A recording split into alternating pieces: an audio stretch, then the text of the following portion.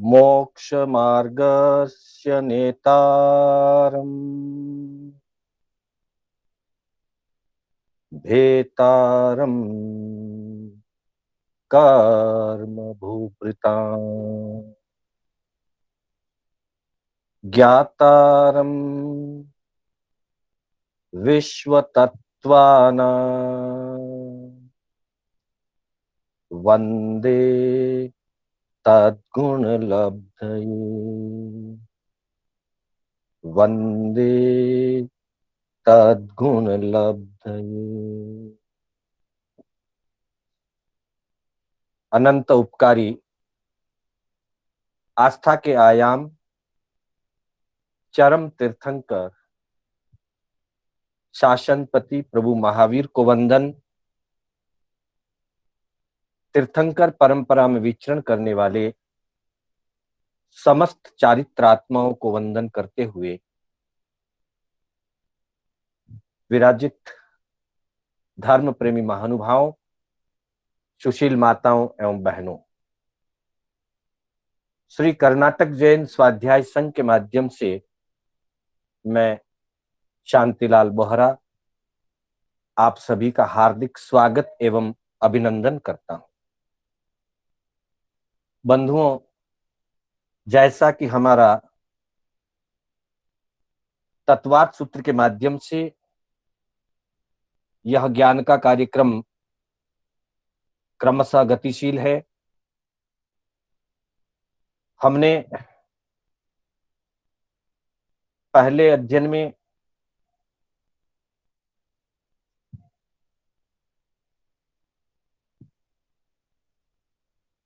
सम्यक दर्शन और सम्यक ज्ञान के विषय की चर्चा की थी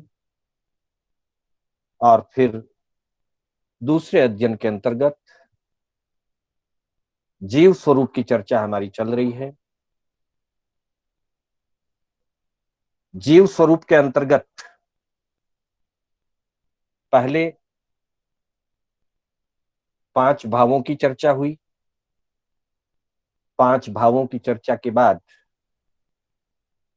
जीव के मुख्य 2 विभाग, सिद्ध और संसारी, साथ ही संसारी के भेद, त्रस और स्थावर, इनकी चर्चा हुई। जीव के लक्षण के रूप में उपयोग की चर्चा हुई थी और आगे बढ़ते हुए इंद्रियों की चर्चा तक हम पहुंचे हैं। तत्वार्थ सूत्र के दूसरे अध्ययन में, जिसकी चर्चा हमने कल क्लास के आखिर में की थी, 15वां सूत्र पे आप ध्यान देंगे। दूसरे अध्ययन का 15वां सूत्र, जहां पंचेंद्रियाणी कहकर के 5 प्रकार की इंद्रियों का निर्देश दिया है, जिसकी हमने कल चर्चा की थी कि 5 प्रकार की इंद्रियां होती है और प्रत्येक जीव को उसके उसके ज्ञानावरणीय कर्म संयोगक्षम के आधार से उतनी उतनी इंद्रियां प्राप्त होती है। ये इंद्रियां किस रूप में काम करती है, किस प्रकार प्राप्त होती है, इनके क्या भेद प्रभेद हैं, क्या विषय हैं, इसकी चर्चा आज आगामी सूत्रों में हमारे सामने प्राप्त हुआ रहा है। 16वां सूत्र, जिसमें कहा गया है द्विविधानी। सूत्र को और एक बार ध्यान से सुनिएगा। 15वें सूत्र में कहा गया था पंचेंद्रियाणी, अर्थात 5 प्रकार की इंद्रियां कही गई है, और 16वें सूत्र में फरमाया है द्विविधानी। वे इंद्रियां, जो 5 इंद्रियां हैं, ये पांचों इंद्रियां 2-2 प्रकार की होती है। बंधुओं, हम सामान्य रूप से जब चर्चा करते हैं 25 बोल आदि के अंदर, तो वहां ऐसे भेद प्रभेद नहीं बताए गए हैं। तत्वार्थ सूत्र सामान्य 25 बोल आदि से एक कदम आगे बढ़कर के 9 तत्वों का विशेष वर्णन इसमें दिया गया है। तो जो चीजें हमने प्रारंभ में 25 बोल आदि में सीखी हुई हैं, विषय वही है, पर उस विषय का और विशेष विशेष रूप इसमें हमको देखने और जानने को मिल रहा है। तो यहां 16वें सूत्र में कहा गया है द्विविधानी। पांचों ही इंद्रियां, चाहे वो स्पर्श इंद्रिय हो चाहे श्रोतेंद्रिय हो, ये पांचों इंद्रियां दो दो प्रकार की कही गई है। और प्रज्ञापना सूत्र में कहा है इंद्रिया दुविहा पन्नता, इंद्रियां दो प्रकार की होती है, दविंद्रियाय भाविंद्रियाय, द्रव्येंद्रियां और भावेंद्रियां। हम इसकी चर्चा, इसके भेद प्रभेद की चर्चा आगे करेंगे, उससे पूर्व सामान्य स्तर से हम समझ लें। पहले द्रव्येंद्रियां शब्द कहते ही इसका अर्थ हमें सामान्य रूप में समझ लेना चाहिए, जो द्रव्य से अर्थात पुद्गलों से जो बनती है। हालांकि इंद्रियां आत्मा के ज्ञान गुण को प्रकट कराने में, प्राप्त कराने में सहयोगी हैं, इसलिए इंद्रियों का मुख्य व्यापार आत्मा के चेतना गुण से संबंधित है। और इंद्रियां प्राप्त भी जो होती है वो ज्ञानावर्णीय कर्म के सयोपशम से प्राप्त होती है। जीव में इंद्रियों को प्राप्त करने की योग्यता ये अलग बात है, और इंद्रियों के आकार और अंगों की रचना होना ये दूसरी बात है। इसलिए पुनः इस बात पर ध्यान दीजिएगा कि जीव में इंद्रियों को प्राप्त करने की जो योग्यता बनती है वो योग्यता ज्ञानावर्णीय कर्म के सयोपशम से बनती है। इसलिए जिस जीव का ज्ञानावर्णीय कर्म का सयोपशम कम है वो विकलेंद्रिय बनेगा, बहुत कम है एकेंद्रीय बनेगा, और जिसका सयोपशम अच्छा है वह पंचेंद्रिय बनेगा। कर्म प्रकृति के अंतर्गत हम पढ़ते हैं, जहां ज्ञानावर्णीय कर्म के फल की जहां चर्चा हम देखते हैं, वह आता है कि ज्ञानावर्णीय कर्म का फल जीव 10 प्रकार से भोगता है। और वहां बताया गया है स्पर्श इंद्रिय का आवरण, स्पर्श इंद्रिय से होने वाले विज्ञान का आवरण, इसी तरह से रसना इंद्रियों, घ्राण इंद्रियों, चक्षु इंद्रिय और श्रोत इंद्रिय का आवरण, एवं इन इन इंद्रियों से होने वाले विज्ञान का आवरण। कर्म प्रकृति के इस 10 प्रकार के फल का अगर हम अच्छी तरह से चिंतन करें, इसके बारे में सोचें, तो ये पता चलेगा कि इंद्रियों का मिलना और इंद्रियों से होने वाले उपयोग या इंद्रियों से होने वाले बोध का मिलना, बोध का प्राप्त होना, इंद्रिय द्वारा अपने अपने विषयों को ग्रहण करके उसके संबंध में जानकारी प्राप्त करना, ये सारा ज्ञानावर्णीय कर्म के सयोपशम के आधार पर या उसके निमित्त से होता है। तो बंधुओं, इंद्रियों को प्राप्त करने की जो योग्यता बनती है जीव में, वो ज्ञानावर्णीय कर्म के सयोपशम का फल है। और उसी के अनुसार हमारे शरीर में इंद्रियों की जो आकृति, इंद्रियों की जो रचना बनती है, द्रव्य रचना, उद्गल के द्वारा इंद्रियों का जो आकार आदि बना है शरीर के ऊपर, बाह्य और आभ्यंतर दोनों प्रकार का, वो अंगोपांग नाम कर्म और निर्माण नाम कर्म, जिस नाम कर्म के द्वारा शरीर में अंगों की उपांगों की रचना होती है उसे अंगोपांग नामकरण कहते हैं। और निर्माण नामकरण का मतलब उस प्रकार से व्यवस्थित उस अंग का निर्मित हो जाना। तो निर्माण नामकरण से और अंगोपांग नामकरण के आधार से शरीर पर इंद्रियों की रचना बनती। रचना बनने का काम अलग है और उसकी योग्यता प्राप्त होने का काम अलग है। योग्यता की प्राप्ति ज्ञानावरणीय कर्म के क्षयोपशम से होती है और उस रूप अंग की, इंद्रिय अंग की, इंद्रिय के आकार की रचना वो नाम कर्म के आधार पर। चूंकि हमारा शरीर, आत्मा अलग है, शरीर अलग है। आत्मा ने शरीर को धारण किया हुआ है, शरीर में आत्मा का निवास है और ये शरीर पौद्गलिक रचना है, पुद्गल से बना हुआ है। मुख्य रूप से मनुष्य और तिर्यंचों का शरीर औदारिक वर्गणा से, औदारिक पुद्गलों के द्वारा बनता है पौद्गलिक, औदारिक पुद्गलों से बनता है। देव और नरक का शरीर, नारकी जीवों का और देव देवियों का जो शरीर बनता है, स्थूल शरीर, वो वैक्रिय पुद्गलों से बनता है। तो जैसे शरीर की रचना पुद्गलों से हुई है और इसीलिए शरीर को पार्थिव शरीर कहा जाता है। पार्थिव शब्द पृथ्वी शब्द से बना है जिसका भावार्थ है माटी।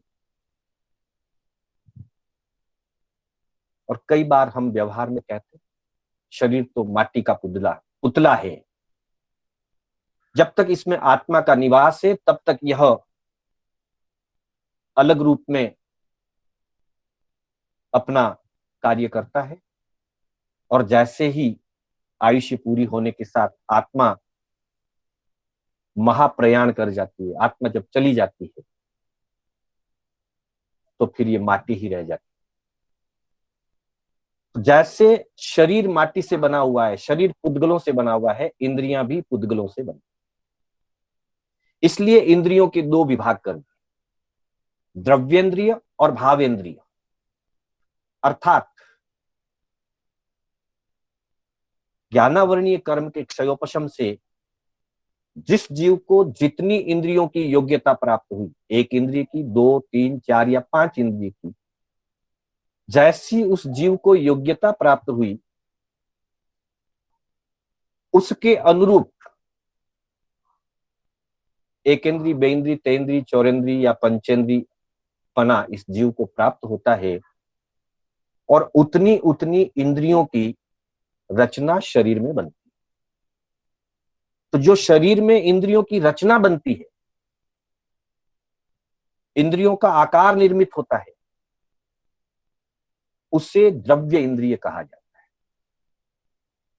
क्योंकि शब्द ही है द्रव्य इंद्रिय, तो वो सीधा संबंध करता है ये पुद्गलों से बनी हुई रचना है।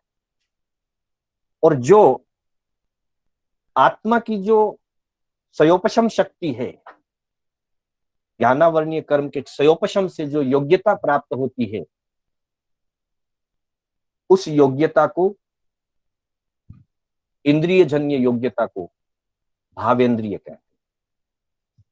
सामान्य शब्दों में समझें तो आत्मा की ज्ञान आदि चेतना शक्ति और उस शक्ति का व्यवस्थित रूप भावेंद्रिय है, छद्मस्त के लिए। सर्वज्ञ होने के बाद इंद्रियों की जरूरत नहीं है, तब केवल ज्ञान की, एक ही केवल ज्ञान में सारा उपयोग आ जाता है। लेकिन छद्मस्त अवस्था तक और मुख्य रूप से मतिसुत ज्ञान की स्थिति जहां होती है वो इंद्रियों के आधार से होती है। तो आत्मा की जो चेतना शक्ति इंद्रिय रूप में काम करती है, उस चेतना शक्ति को भावेंद्रिय कहा जाता है।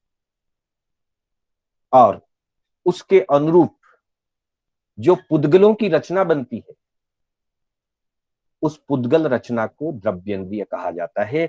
अतः जो 16वां सूत्र हमारा है, जिसमें कहा गया है द्विविधानी, इंद्रियां दो प्रकार की होती है, और प्रज्ञापना सूत्र में इसका नाम दिया है इंद्रिया दुविहा पन्नता दविंद्रिया भाविंद्रिया, द्रव्येंद्रिय और भावेंद्रिय।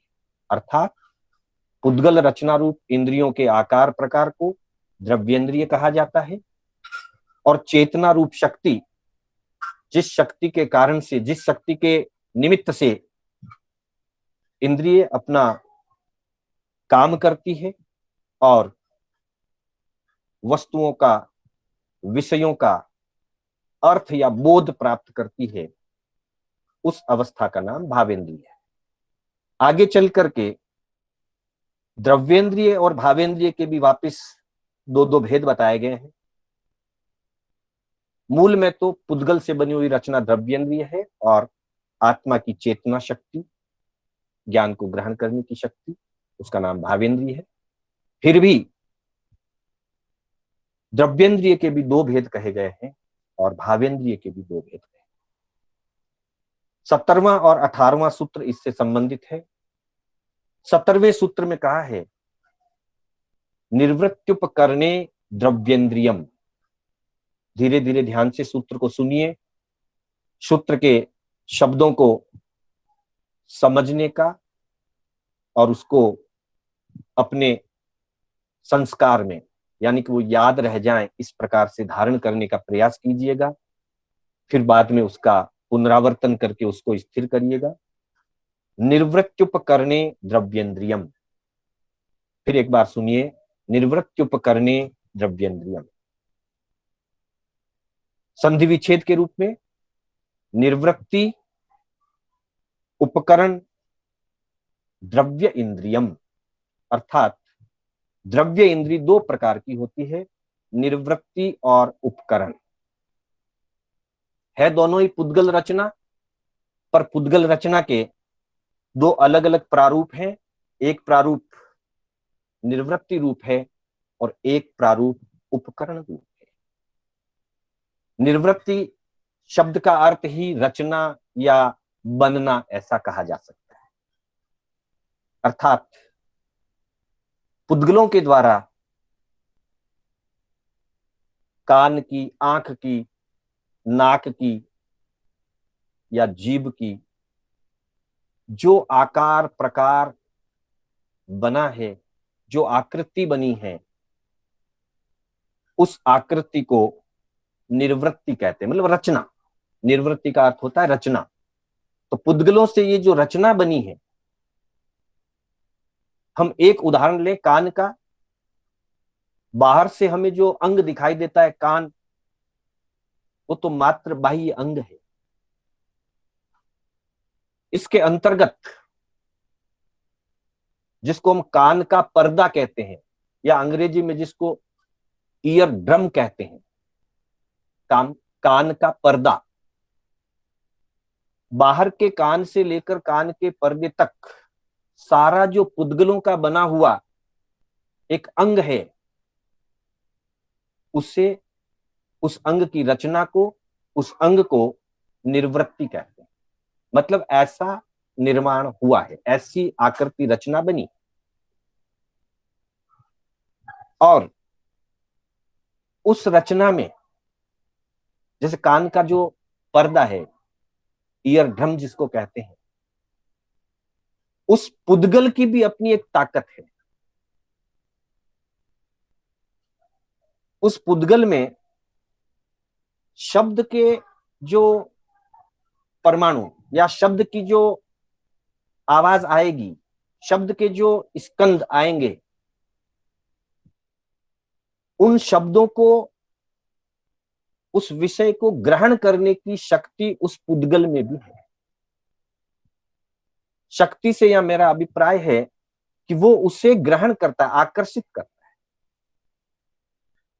जब तक ईयर ड्रम कान का पर्दा शब्दों को ग्रहण नहीं करता है, वहां तक सुनाई नहीं देता। आत्मा की शक्ति तो पीछे लगी हुई है, लेकिन उपकरण की शक्ति जरूरी है। अगर उपकरण की शक्ति बराबर नहीं काम नहीं करती है, या उपकरण शक्ति डैमेज हो जाती है, तो चेतना भी अपना पूरा काम नहीं कर पाता। क्योंकि चेतना को, यानी कि ज्ञान को, आत्मा को इस उपकरण की आवश्यकता है। उपकरण के निमित्त से, इंद्रियों के निमित्त से आत्मा ज्ञान प्राप्त करती है। जैसे किसी व्यक्ति की आंख, हम में से बहुत लोगों को, मैं स्वयं भी इसका उदाहरण हूं, चश्मा लगाने पर दिखाई देता है, और चश्मा खोल के रख दिया जाए तो छोटी छोटी जो शब्दावली है, अक्षर हैं, वो नहीं दिखते, स्पष्ट नहीं दिखते, पढ़ा नहीं जा सकता। बहुत से लोगों को चश्मा लगाने की जरूरत होती है। अब दिखना तो आत्मा के ज्ञान गुण का सयोपशम है, फिर चश्मे से क्या मतलब? ऐसा तो हम नहीं कह सकते कि चश्मा उतारने पर ज्ञानावरणीय बढ़ जाएगा और चश्मा लगाने पर ज्ञानावरणीय घट जाएगा, ऐसा नहीं। जैसा आंख के साथ होता है, वैसा ही कान के साथ भी होता है। कुछ लोगों को आंख वाले उदाहरण ज्यादा मिलेंगे, चश्मे लगाने वाले, और कुछ लोग कान की समस्या वाले भी मिलते हैं। जिस समय कान की मशीन लगा दी जाती है, व्यक्ति सुनता है। मशीन निकाल के रख दी गई, नहीं सुनता है। तो क्या ज्ञानावरणीय कर्म मशीन से या चश्मे से घटता बढ़ता है? ऐसा तो नहीं हो सकता कि मशीन निकाल दी, कर्म बढ़ गया, मशीन लगा दी, कर्म घट गया, चश्मा उतार दिया, कर्म बढ़ गया, चश्मा लगा लिया, कर्म घट गया, सयोपशम बढ़ गया। ऐसा नहीं है। सयोपशम अपनी जगह है, पर जो पौद्गलिक शक्ति है, उपकरण जिसको कहा है, इंस्ट्रूमेंटल जो एक कैपेसिटी होती है, वो उपकरण इंद्रिय जो द्रव्य पुद्गलों से बनी हुई है, उसमें अपने अपने विषय को ग्रहण करने का जो पौद्गलिक शक्ति कह दें, पौद्गलिक ताकत कह दें, वो उसकी जो होती है, उसी के द्वारा विषयों को ग्रहण किया जाता है। वो शक्ति जब कमजोर हो जाती है, मतलब उपकरण खराब हो गया या उपकरण की शक्ति घिसते घिसते कमजोर हो गई, वैसी स्थिति में मेडिकल साइंस के द्वारा या तो उसको ऑपरेट करके उसकी शक्ति को बढ़ाया जाता है, जो उसमें कमी हो गई उसको ठीक किया जाता है। डॉक्टर आत्मा की शक्ति को ठीक नहीं कर सकते।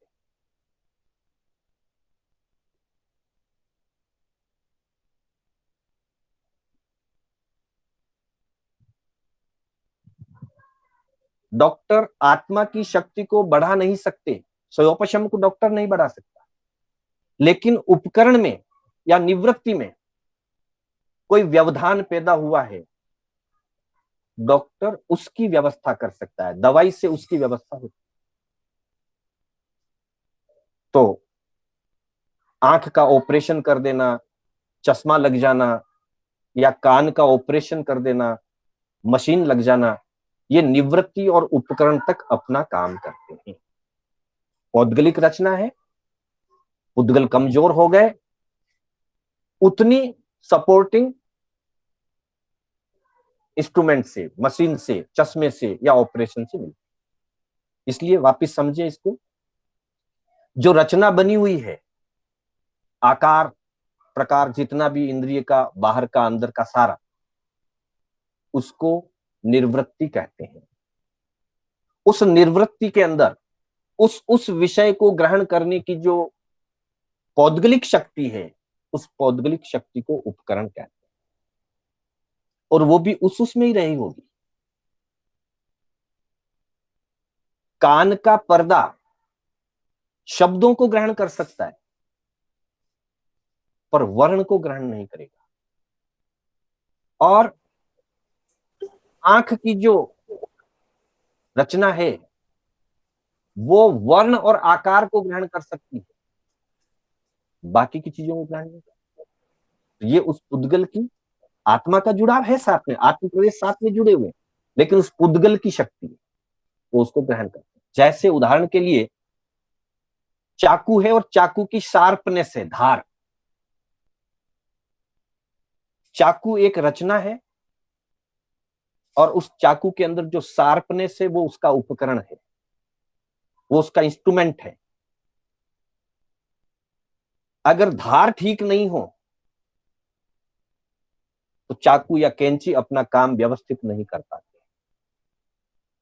और तब हम, क्योंकि चाकू कैंची पुद्गल का बना हुआ है, उसकी पुद्गल की अपनी शक्ति है, हम उसकी धार को ठीक करवा देते हैं, वापिस शार्प करवा देते हैं, घिसवा देते हैं, तो वो वापिस काम करने लगता है। ठीक वैसे ही हमारी निवृत्ति, जो पुद्गल की शक्ति है, वो कमजोर हो जाए, घिस जाए या किसी कारण से डैमेज हो जाए, तो उसको जितने लेवल तक हो सकता है मेडिकल साइंस से उसको ठीक कराया जा सकता है।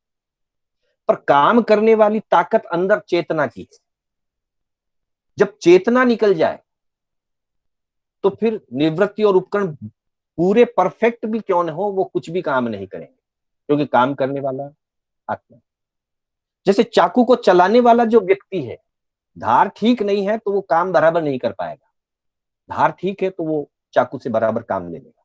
लेकिन अगर चाकू को काम लेने वाला नहीं है तो कितना भी बढ़िया से बढ़िया शार्प चाकू भी कुछ काम पड़ा पड़ा नहीं करेगा।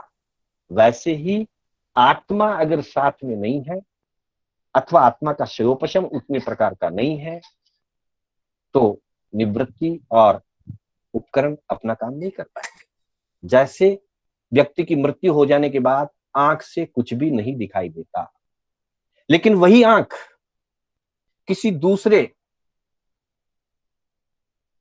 जीवन युक्त जीवित व्यक्ति के ऑपरेशन के द्वारा लगाई दी जाती है, जिसकी सिर्फ निवृत्ति और उपकरण खराब था, अंदर की शक्ति तैयार है, निवृत्ति और उपकरण खराब था, दिखाई नहीं दे रहा था या बहुत धुंधला हो गया, बिल्कुल नहीं दिखता था। बिल्कुल नहीं दिखने वाले को भी जब मृत व्यक्ति की आंख निकाल करके लगा दी जाती है तो चेतना शक्ति उस व्यक्ति की काम करेगी, ज्ञानावरणीय का स्वयं उस व्यक्ति का काम करेगा जिसको लगाई गई है, पर उपकरण ये काम आएगा जो पुद्गल से बना हुआ है। तो बंधुओं, पहले द्रव्येंद्रिय की चर्चा हुई, द्रव्येंद्रिय का अर्थ बताया, दो प्रकार से, दो विभाग उसके, एक पौद्गलिक रचना और दूसरी पौद्गलिक शक्ति, पौद्गलिक सामर्थ्य। पुद्गल में भी अपना अपने लेवल का सामर्थ्य होता है। पौद्गलिक रचना को निवृत्ति कहते हैं और पौद्गलिक सामर्थ्य को उपकरण कहते हैं। निवृत्ति और उपकरण जीव को उतने ही मिलते हैं जितनी भावेंद्रिय में लब्धि है। अब हम भावेंद्रिय की बात करते हैं। अगला सूत्र जो हमारा कहा गया है, लब्ध्युपयोगो भावेंद्रियम, सूत्र नंबर 18वां, दूसरे अध्याय का 18वां सूत्र, लब्ध्युपयोगो भावेंद्रियम। भावेंद्रिय यानी कि आत्मा की शक्ति, चेतना शक्ति, ज्ञान गुण की शक्ति, उसे भावेंद्रिय कहा गया। और उस भावेंद्रिय के दो भेद बताए गए, लब्ध्युपयोगौ, लब्ध्युपयोगौ भावेंद्रियम, संधि विच्छेद के रूप में लब्धि उपयोगौ भाव इंद्रियम, अर्थात लब्धि और उपयोग ये भाव इंद्रिय के दो भेद हैं। जैसा कि अभी चर्चा हुई थी, लब्धि का मतलब है ज्ञानावरणीय कर्म के क्षयोपशम से जीव को जितने इंद्रियों की योग्यता मिलती है वो उसकी इंद्रिय लब्धि है। किसी को एक इंद्रिय की योग्यता मिलती है तो वो उसकी स्पर्श इंद्रिय लब्धि है। किसी को 2, 3, 4 की मिलती है, किसी को 5 की मिलती है। हमें पांचों इंद्रियों की लब्धि मिली है तो हमारे पास स्पर्श इंद्रिय लब्धि है, रसना इंद्रिय लब्धि है, घ्राण इंद्रिय लब्धि है, चक्षु इंद्रिय लब्धि है और श्रोतेंद्रिय लब्धि। हमारे पास 5 की लब्धि। चौरेंद्रिय के पास 4 की लब्धि होती है, तेंद्रिय के पास 3 की, बेंद्रिय के पास 2, एक इंद्रिय के पास 1। मतलब उस जीव ने जितना ज्ञानावरणीय कर्म का क्षयोपशम किया है उतनी लब्धि उसको प्रकट हुई, और जितना ज्ञानावरणीय कर्म का बंधन किया है उतनी इंद्रियों पर उसके आवरण आ गया। हमने प्रारंभ में चर्चा की थी, कर्म प्रकृति के अंदर ज्ञानावरणीय कर्म के फल के संबंध में चर्चा आती है तो वहां 5 इंद्रियों का आवरण और 5 इंद्रियों से होने वाले विज्ञान का आवरण ऐसा बताया गया। 10 रूप से ज्ञानावरणीय कर्म का फल बताया गया है। तो यहाँ पे लब्धि और उपयोग ये दोनों भावेंद्रिय के भेद बताए गए हैं। लब्धि का मतलब है ज्ञानावरणीय कर्म के क्षयोपशम के निमित्त जीव में जितनी इंद्रियों की योग्यता प्राप्त होती है उसे उसकी लब्धि कहा जाता है। हमें पांचों इंद्रियों की योग्यता मिली है, इसलिए हम पंचेंद्रिय लब्धि से संपन्न हैं।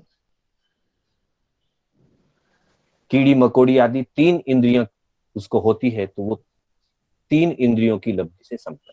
पृथ्वी का अपकाय आदि में 1 इंद्रिय होती तो 1 इंद्रिय की लब्धि से संपन्न।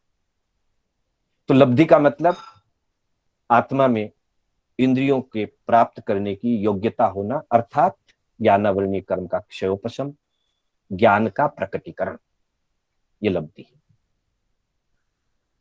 जैसी लब्धि होती है उसी के अनुरूप जब जीव जन्म धारण करता है उस प्रकार के इंद्रिय, उस प्रकार की जाति के साथ उसका शरीर निर्माण होता है, उतनी उतनी इंद्रियों की उसकी रचना होती है निवृत्ति और उपकरण रूप से। तो निवृत्ति, उपकरण और लब्धि, इन तीनों का आपस का बहुत तालमेल है, बहुत संबंध है। पर ये 3 होने के बाद भी चौथा जो मुख्य वस्तु है वो है उपयोग। उपयोग अर्थात ज्ञान का अनुभव, विषयों का अनुभव। जिस विषय पर, चाहे वो आंख के द्वारा वर्ण की बात हो, कान के द्वारा शब्द की बात हो, नाक के द्वारा गंध की बात हो, जीभ के द्वारा विभिन्न प्रकार के रसों की, और स्पर्श इंद्रिय के द्वारा, चमड़ी के द्वारा विभिन्न प्रकार के स्पर्शों को अनुभव करने की जो व्यवस्था है, अनुभव का नाम, अनुभूति का नाम उपयोग है। और यह 3 इंद्रियों के मतलब निवृत्ति, उपकरण और लब्धि, ये तीनों पहले व्यवस्थित होते हैं और इन तीनों का बराबर समन्वय होता है, तब जीव को ज्ञानावरणीय कर्म के क्षयोपशम के द्वारा उसका उपयोग काम करता है। उपयोग आत्मा का गुण है।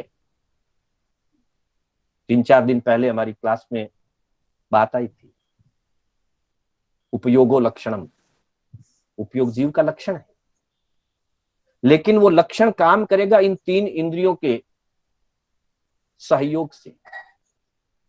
आंख नहीं है या आंख काम नहीं करती है तो वर्ण आदि पर्यायों का उपयोग जीव नहीं कर पाएगा, बोध नहीं कर पाएगा, उपयोग नहीं लगेगा उसका। कान नहीं है या कान होते भी उसका निवृत्ति और उपकरण डैमेज हो गया या उसकी शक्ति क्षीण हो गई, ईयर ड्रम खराब हो गया, तो जीव को शब्दों का उपयोग नहीं लगेगा या व्यवस्थित स्पष्ट नहीं जान पाएगा। तो निवृत्ति, उपकरण और लब्धि, ये तीनों तो प्राप्त हो गए, इसके साथ जीव का पुरुषार्थ लगता है, तब वो इन तीनों के उपयोग से बोध या अनुभूति को प्राप्त करता है। उपयोग तभी होगा जब ये तीनों चीज पहले वाली होंगी। पहले वाली 3 नहीं है तो उपयोग नहीं आएगा। पर तीनों के होने पर भी जीव अगर जागरूक नहीं रहेगा, पुरुषार्थ नहीं करेगा, तो उसका उपयोग कम हो जाएगा या वो बराबर उपयोग नहीं लगा पाएगा। जैसे कभी हम कहते हैं, हम बैठे हैं, आंख खुली है, हमारे आंख में देखने की शक्ति बराबर है, कोई व्यक्ति हमारे पास से होकर, हमारे सामने से होकर के गुजरा, हम जागरूक नहीं थे तो हमें पता ही नहीं चला, कुछ हल्का सा आभास हुआ, आया निकल गया होगा। कोई पूछे कि अभी अभी अमुक व्यक्ति यहां से गए क्या, भाई मेरा उपयोग नहीं रहा, मतलब मैं जागरूक नहीं रहा। हालांकि उपयोग एक तरह से देखा जाए तो इन तीन इंद्रियों के द्वारा जो कार्य व्यापार होता है, निवृत्ति, उपकरण और लब्धि के निमित्त से, ज्ञानावरणी के स्वयं के निमित्त से जो ज्ञान व्यापार होता है, उसका फल है उपयोग। फिर भी इसको भी भाव इंद्रिय ही कहा गया है, क्योंकि इंद्रियों का इसमें सहयोग है। द्रव्य इंद्रिय और भाव इंद्रिय के बिना उपयोग नहीं लगता। तो इस तरह से हम देखते हैं कि पांचों प्रकार की जो इंद्रियां हैं, उनके पहले मूल रूप से दो दो भेद है, द्रव्य इंद्रिय और भाव इंद्रिय। फिर द्रव्य इंद्रिय दो प्रकार की कही गई है, निर्वृत्ति और उपकरण। निर्वृत्ति यानी पुद्गलों से बनी हुई इंद्रिय की आकार रचना, उपकरण अर्थात उस इंद्रिय में अपने विषय को ग्रहण करने की पौद्गलिक शक्ति, लब्धि और उपयोग, ये भाव इंद्रिय के दो भेद। लब्धि का अर्थ है ज्ञानावरणीय कर्म के सयोपशम से जितनी इंद्रियां प्राप्त होनी है, उस योग्यता की प्राप्ति का नाम लब्धि। उस लब्धि से ही हमें इंद्रियां प्राप्त होती है। और उपयोग का मतलब है इन तीनों के होने पर, निर्वृत्ति, उपकरण और लब्धि, इन तीनों के होने पर ज्ञानावरणीय कर्म के सयोपशम से, जीव की जागरूकता से, जीव के अपने पुरुषार्थ से अपने अपने विषय का बोध करना या अनुभव प्राप्त करना, अनुभव होना, अनुभूति होना, संवेदन होना, ये सारा के सारा उपयोग का ही गुण है। इस तरह से इंद्रिय के मूल दो भेद, दो प्रकार, और फिर दोनों के दो दो प्रकार कह करके इंद्रिय की चर्चा की। अब चूंकि यहां पे जो शब्द आया है, फाइनल रिजल्ट है उपयोग, तो उपयोग किसका होता है? तब अगले सूत्र में कहा गया है कि उपयोग जो होता है वो स्पर्श आदि का होता है। 19वां सूत्र दूसरे अध्ययन का, उपयोग स्पर्श आदिषु, ऊपर बता दिया कि उपयोग होता है, उपयोग लगता है, लेकिन उपयोग में क्या आएगा? क्योंकि बात इंद्रियों की है, तो इंद्रियां मात्र पौद्गलिक विषयों को ही ग्रहण कर सकती, अर्थात रूपी पदार्थों के स्वरूप को जान सकती है। इसलिए कहा उपयोग स्पर्श आदिषु, उपयोग स्पर्श आदिषु, मतलब स्पर्श या रस, गंध, रूप और शब्द, इन्हीं में उपयोग लगेगा इंद्रियों का। अरूपी द्रव्य हैं, धर्मास्तिकाय, अधर्मास्तिकाय आदि, जिनमें वर्ण, गंध और रस और स्पर्श नहीं है, नहीं होते हैं, अरूपी है, उनका उपयोग इंद्रियां नहीं लगा सकती। मन उनके बारे में चिंतन कर सकता है, अरूपी के बारे में श्रुत ज्ञान के माध्यम से हम उसको जान सकते हैं, लेकिन इंद्रियों के द्वारा, आंख के द्वारा हम धर्मास्तिकाय को अथवा तो जीवास्तिकाय को नहीं जान सकते, कान के द्वारा नहीं जान सकते, नाक, जीभ या स्पर्श के द्वारा टच करके हम नहीं जान सकते, क्योंकि उनमें वर्ण, गंध, रस, स्पर्श नहीं है। और इंद्रियों का जो उपयोग है वो स्पर्श आदि 5 विषयों में ही लगता है। स्पर्श, रस, गंध, रूप और शब्द, इनमें ही इंद्रियों का उपयोग लगता है।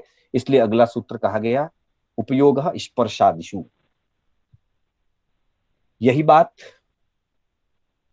प्रज्ञापना सूत्र में कही गई है कि पंचविहा इंद्रिय लब्धि पन्नता, 5 प्रकार की इंद्रियों की लब्धि होती है और वह लब्धि उपयोग में निमित्त बनती है। इसलिए अगले सूत्र में कहा कि गोयमा पंचविहा इंद्रिय उवगद्धा पनत्ता, 5 इंद्रियों की लब्धियां होती है और 5 ही प्रकार से इंद्रियों का उपयोग होता है, और वो उपयोग स्पर्श आदि गुणों में होता है। मतलब कहने का यह है कि पांचों इंद्रियां अपने अपने विषय में स्पर्श कर, मतलब स्पर्श आदि जो उनके अपने अपने विषय हैं उन्हीं में उनका उपयोग लगेगा, बाकी चीजों में उपयोग नहीं लगेगा। पहली बात, इंद्रिय इन 5 में भी अपने अपने जो विषय हैं उन्हीं में उसका उपयोग लगेगा। स्पर्श आदि कहने से भी ऐसा नहीं होगा कि एक ही इंद्रिय का उपयोग स्पर्श आदि 5 में लग जाए, नहीं, स्पर्श इंद्रिय का सिर्फ स्पर्श में लगेगा, वैसे ही श्रोत चक्षु आदि का उसमें लगेगा। पहली बात, अपने अपने विषय में उपयोग लगेगा। दूसरी बात, जो रूपी के ये गुण हैं, जो रूपी के यह वर्ण गंध रस स्पर्श आदि स्वभाव हैं, उन्हीं में उपयोग लगेगा, अरूपी आदि में उपयोग नहीं लगेगा। इन सारी बातों से हमारे जीवन के लिए हमें सोचना है कि इंद्रियां हमारी मित्र हैं, इंद्रियां हमारी मददगार हैं, सहयोगी हैं। हम इंद्रियों को कई बार, इंद्रिय और इंद्रिय के विषयों को बुरा मान लिया जाता है, बुरा कह दिया जाता है। न इंद्रियां बुरी है और न ही इंद्रिय के विषय बुरे हैं, दोनों ही बुरे नहीं। इंद्रियां तो ज्ञानावरणीय कर्म का सयोपशम है और उपयोग उस सयोपशम का और इंद्रियों का सम्मिलित फल है। तो विषय का बोध होना, विषय का अनुभव होना, जानकारी मिलना किसी भी विषय की, चाहे वो वर्ण हो, गंध हो, रस हो, स्पर्श हो, शब्द हो, ये तो इंद्रियों के और ज्ञानावरणीय कर्म के सयोपशम का फल है, परिणाम है यह। और जो सयोपशम का फल है वो बुरा नहीं हो सकता, तो फिर बुराई कहां रही हुई है? तो हमारे ज्ञानी जन फरमाते हैं कि विषयों को जानना ये तो इंद्रिय का काम है। अगर वो विषयों का बोध ना करे तो इंद्रिय के होने का फायदा ही नहीं है। लाभ क्या है इंद्रिय के? आंख है और नहीं देख पाती है, कान है और नहीं सुन पाते हैं, तो ऐसे आंख और कान का क्या फायदा? आंख है तो दिखना चाहिए, कान है तो सुनाई देना चाहिए, तभी तो उसका लाभ मिलेगा। समस्या इंद्रिय जन्य उपयोग से होने वाले लाभ से कोई समस्या नहीं, वो तो ज्ञान है। इसलिए इन 5 इंद्रियों को ज्ञानेंद्रिय कहा जाता है। लेकिन हमारा जो मोहनीय कर्म है, उस मोहनीय कर्म के कारण हमें इन इंद्रियों के कुछ विषय मनोज्ञ महसूस होते हैं और कुछ विषय अमनोज्ञ महसूस होते हैं। हालांकि विषय विषय है, काला काला है, लाल लाल है, मीठा मीठा है, खारा खारा है, ठंडा ठंडा है और गर्म गर्म है, उसको जानने का काम इंद्रिय ने किया, ये उसका काम है, ये उसका इंद्रिय का व्यापार है। परंतु मोहनीय कर्म के वशीभूत हम उन विषयों में मनोज्ञ और अमनोज्ञ की स्थिति पैदा कर लेते हैं। अर्थात कुछ विषय हमारे मन को रुचिकर लगते हैं और कुछ विषय हमारे मन को अरुचिकर लगता है। किसी व्यक्ति ने हमारी प्रशंसा की, कान का काम है सुनना, काम सुनता है, कान ने अपना काम किया, सुना, वहां तक कोई समस्या नहीं है। लेकिन सुनकर के मुझे अच्छा लगा, मेरी प्रशंसा हो रही है और मेरे मन में राग भाव पैदा हो गया। उस प्रशंसा के कारण भी राग भाव पैदा हुआ और जिस व्यक्ति ने प्रशंसा की उसके प्रति भी राग भाव पैदा हुआ। ये विकार हो गया और तब वो कर्म बंधन का कारण। उसी समय किसी एक व्यक्ति ने प्रशंसा की और किसी एक व्यक्ति ने अगले ही क्षणों में मेरी निंदा करना शुरू कर। कान प्रशंसा को भी सुनता है, कान निंदा को भी सुनता है। कान का काम वहीं तक है, शब्द को सुनना, क्योंकि कान के लिए तो जीव शब्द, अजीव शब्द और मिश्र शब्द, शब्दों को ग्रहण करना, उसका अर्थ पकड़ना, इतना ही काम है उसका। प्रशंसा मुझे अच्छी लगी और निंदा मुझे अरुचिकर लगी, मुझे अमनोज्ञ लगी। और उस अमनोज्ञता के कारण, उस अमनोज्ञ परिणाम के कारण मेरे मन में उस निंदा के प्रति, उन शब्दों के प्रति द्वेष पैदा हुआ। और उसी क्रम में उस व्यक्ति के प्रति भी द्वेष पैदा हुआ जिस व्यक्ति ने मेरी निंदा की। एक तरफ राग पैदा हो जाता है, एक तरफ द्वेष पैदा हो जाता है। जब ये राग द्वेष पैदा होते हैं तब वो विकार रूप में परिणत हो जाते हैं। ज्ञानेंद्रियां का काम करती है, हम उससे आगे बढ़ जाते हैं। इंद्रियां उससे आगे नहीं बढ़ती, इंद्रियां तो उतना ही करेगी, अपने विषय का बोध कर लिया, उपयोग तक उसका काम है। उपयोग के बाद जो मनोज्ञता अमनोज्ञता है वो हमारा काम है, वो हमारे आत्मा के परिणाम है, वो हमारे मन के परिणाम है। और उसके कारण हम किसी को मनोज्ञ और किसी को अमनोज्ञ मानकर राग और द्वेष पैदा करते हैं और उसके कारण से कर्मों का बंधन होता है। तो हमें ये समझना है कि जो 4 प्रकार की जो इंद्रियों के भेद प्रभेद बताए गए हैं, निवृत्ति, उपकरण, लब्धि और उपयोग, वहां तक कहीं भी राग और द्वेष का संबंध नहीं है। उसके अगले चरण में उपयोग तक भी राग और द्वेष की बात नहीं है, क्योंकि उपयोग जीव का लक्षण है और जीव ज्ञानोपयोग भी करता है, दर्शनोपयोग भी करता है। अतः जीव ज्ञाता दृष्टा है। उपयोग करके जीव ज्ञाता दृष्टा तक बना रहे, ज्ञाता दृष्टा परिणाम में, ज्ञाता दृष्टा भाव में स्थिर रहे, वहां तक कोई कर्म बंधन नहीं। पर जैसे ही उससे आगे बढ़ा, मनोज्ञता और अमनोज्ञता के परिणाम पैदा हुए और उसके निमित्त से राग और द्वेष पैदा हुआ, तब वो विकार रूप हुआ और कर्मों के बंधन का कारण बना। तो हमें इस विषय को जानने के बाद, इंद्रियों के स्वरूप को समझने के बाद प्रयास करना है कि हम सुन करके, देख करके, चख करके, सूंघ करके, स्पर्श करके उन विषयों को तो जाने, उनके अर्थों को तो समझें, मतलब ज्ञान तो प्राप्त करें, जानकारी तो लें, लेकिन उसमें किसी के भी प्रति मनोज्ञता और अमनोज्ञता के भाव ना लाएं और राग और द्वेष ना करें।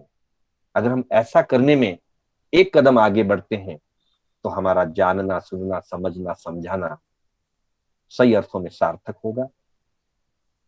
अब विषय कैसे कैसे, कौन कौन से विषय किस किस प्रकार से ग्रहण किए जाते हैं और इंद्रियों के क्या क्या नाम दिए गए हैं, उसकी चर्चा हम अगली क्लास में जैसा अवसर रहेगा वैसा करेंगे। आज का समय होने जा रहा है। मैं पुनः आप सभी का धन्यवाद करता हुआ कर्नाटक जैन स्वाध्याय संघ के माध्यम से मैं शांतिलाल बोहरा आप सभी का धन्यवाद करता हूं। और इस चर्चा में कहीं कोई आगम विपरीत कथन हुआ हो तो उसके लिए मैं मिच्छामि दुक्कडम करता हूं। लास्ट के 7-8 मिनट जो हैं वो हमारे 10 मिनट